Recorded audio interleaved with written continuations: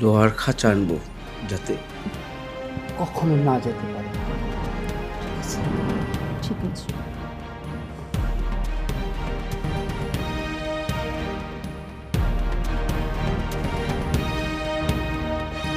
আচ্ছা,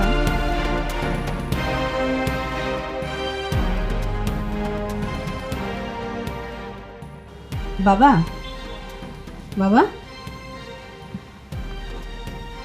আপনি চা চেয়েছিলেন, এই যে চা। বসো। বাবা, এখন বসার সময় নেই, আমার হাতে অনেক কাজ আছে। আরে রাখো, কাজ আছে।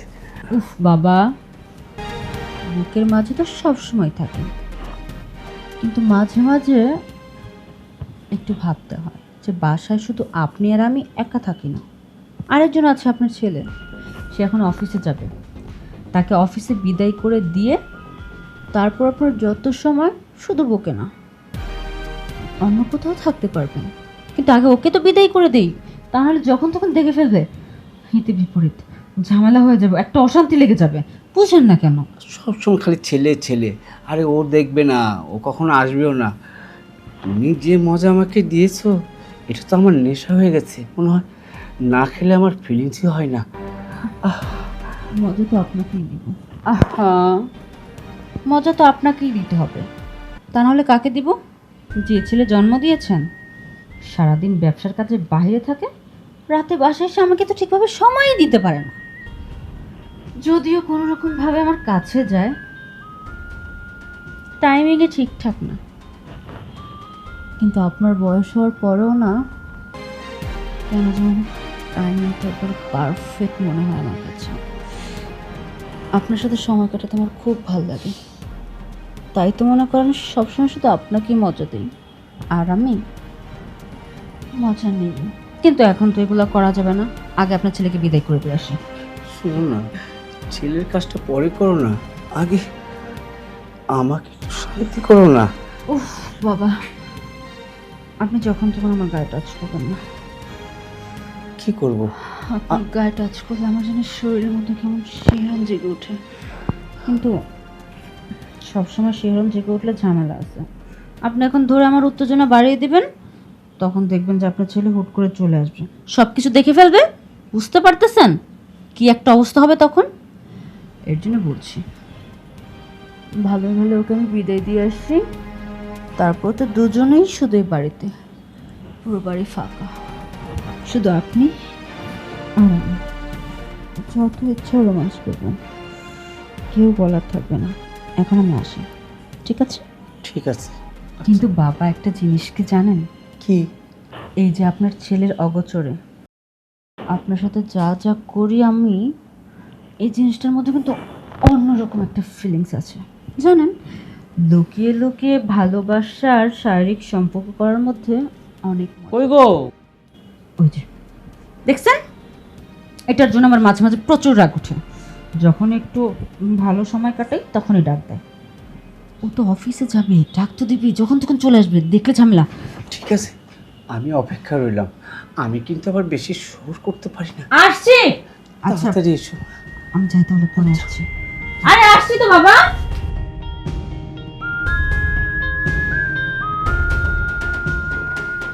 কই গো? কি ব্যাপার? এই কি হলো, আসো না। আরে আসছিস তো, পাগল হইছো কেন? ডাকাডাকি শুরু করলে?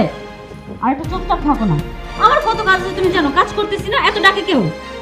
এসে রাগারাগি শুরু করেছো? হ্যাঁ, আমার কি অফিসে যাওয়া হবে না? হ্যাঁ, কখন একটা কাজ করতেছিলাম, মাঝখানে বোমা ঢুকাই দিচ্ছি। কি ব্যাপার? তুমি আবার কিসের ইম্পর্টেন্ট কাজ করতেছিলে? তোমার না রান্না করে থাকার কথা? আরে রান্নাঘরে কি ইম্পর্টেন্ট কাজ থাকে না? মাত্রই ঢোকা, মানে ফ্রিজে মাছটা মাত্রই ঢোকাইতে লইছি আর তুমি ডাক দিছো। ও, বুঝতে পেরেছি। আচ্ছা, তোমার তো অফিস যাওয়ার সময় হয়েছে তাই না? হ্যাঁ, লেট হয়ে যাচ্ছে, আমাকে ডাকতে ডাকতে তুমি লেট করে ফেলছো। আচ্ছা যাও, দেখে শুনে সুন্দর মতো অফিসে যাবা, আর পৌঁছানোর পরে অবশ্যই আমাকে একটা কল করবা, তা না হলে কিন্তু কলকের মধ্যে কপালে শনি আছে।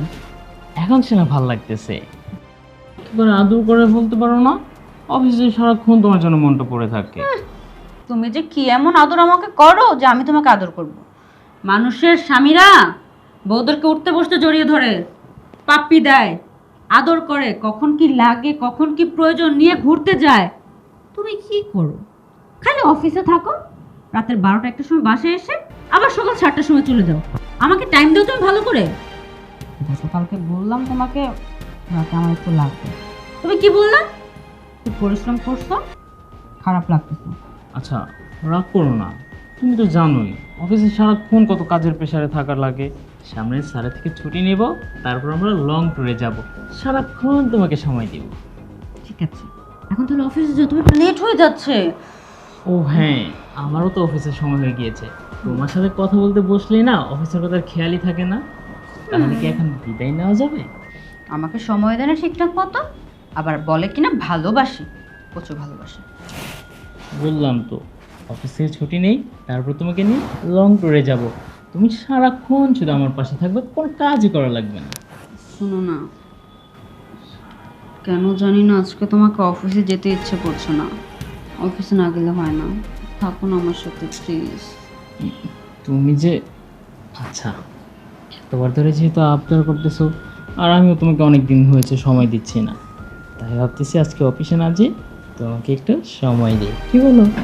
বেশ চলো, পাম দিতে যেহেতু একদম বাড়ির মধ্যেই থাকছে। কি হলো? না না, তুমি যদি একদিন অফিসে না যাও তোমার অফিসে কত বড় লস হয়ে যাবে তুমি জানো।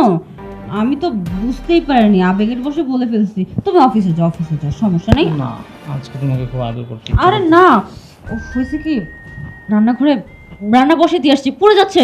তুমি যাও না, রান্নাঘরে ঢুকতে হবে আমার। ঠিক আছে, অফিসটাই তো আগে, কি আর করার। আচ্ছা শোনো, অফিসে তো এখন চলেই যাচ্ছি, রাতে যখন আসবো আমি আসার আগে গিয়ে না তুমি তোমার লাল নাইটিটা আছে না ওইটা পরে রেডি হয়ে থাকবে।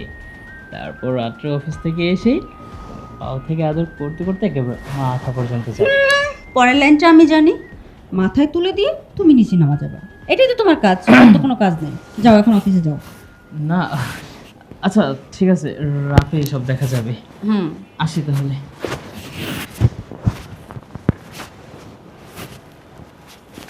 জামাইয়ের যদি চাপাটা না থাকতো, কবেই জানি কুকুর বিলা টেনে নিয়ে চলে যেত। চাপার জোরে খালি বেঁচে আছে, পারে না কোনো কিচ্ছু। বড় বড় কথা, খুব আদর করবো, খুব শখ করবো, উল্টো আমার জ্বালা তুলে দিয়ে রিল্যাক্সে ঘুমায়, শান্তির ঘুম ঘুমায়।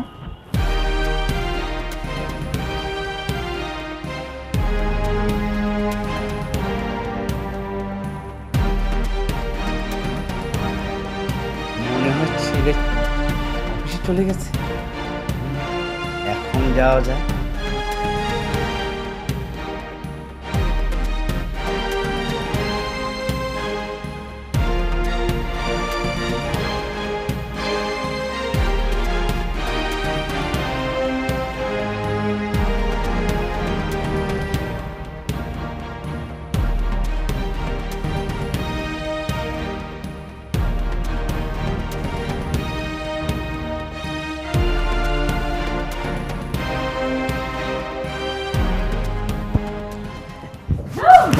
পেয়েছি, সেই কখন থেকে অপেক্ষা করছি।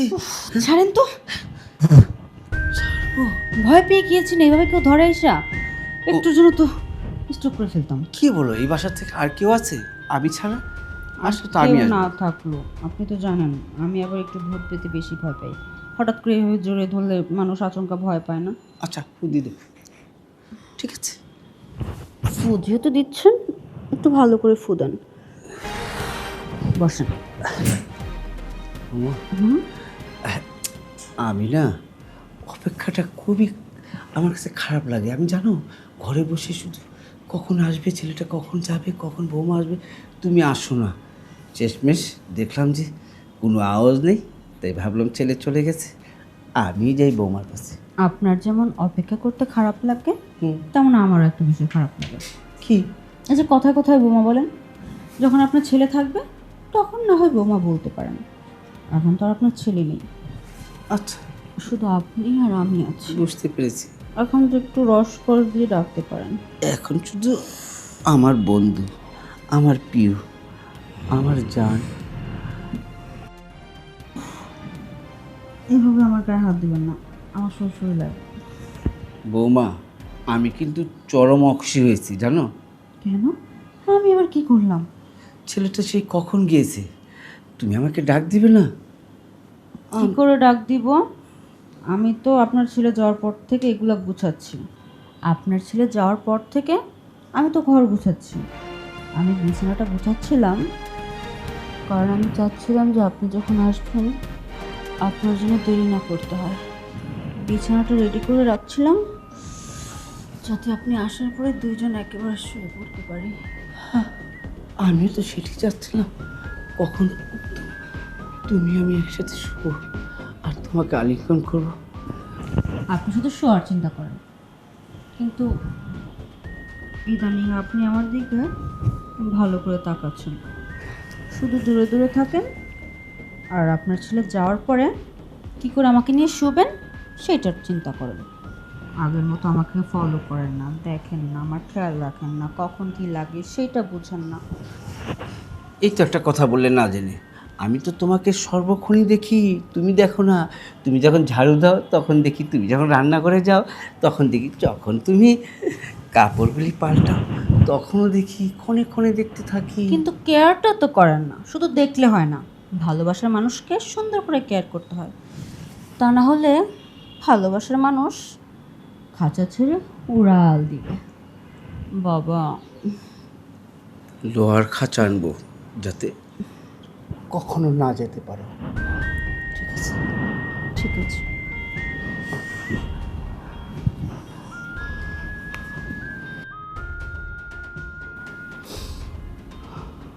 আচ্ছা, ধরেন এখন আপনার ছেলে চলে আসলো, তাহলে কি করবেন?